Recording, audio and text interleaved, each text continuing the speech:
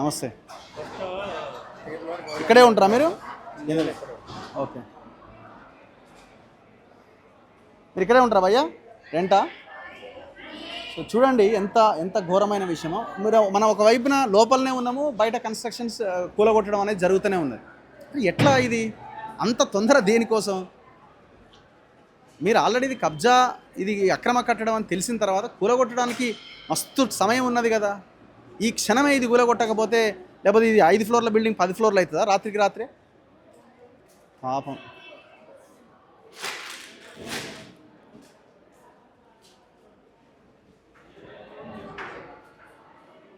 ఒకసారి పైకి వెళ్దాందా?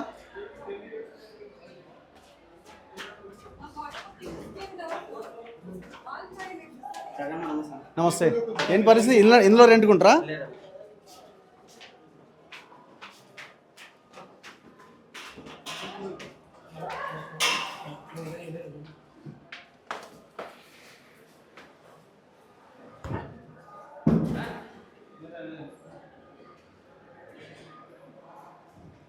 సో మనం పైకి వస్తే ఇది ఫస్ట్ ఫ్లోర్. ఇది మొత్తం రెంట్ పర్పస్లోనే ఈ కన్స్ట్రక్షన్ జరిగింది, ఇంకేం లేదు ఇలా.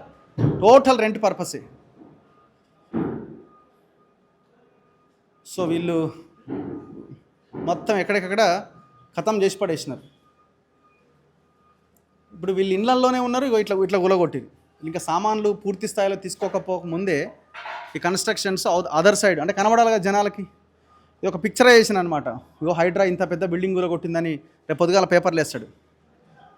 రేపు పొద్దుగాల పేపర్లలో ఆయన సోషల్ మీడియాలో పెట్టుకోవాలి కదా. సో అందుకోసం అవతల వైపు నుంచి గులగొట్టింది. ఫస్ట్ ఆగొచ్చు కదా, ఒక సాయంత్రం వరకు ఆగితే కొంపలు మునిగేది ఏముంది?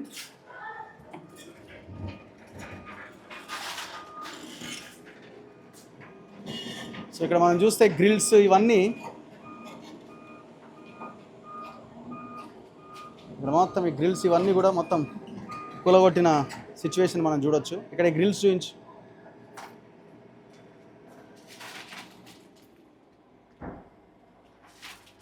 దా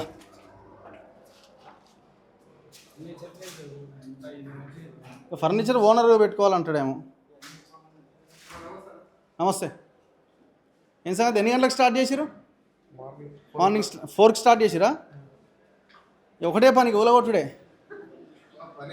మీ పనే అది. ఓనరా మీరు? రెంటా?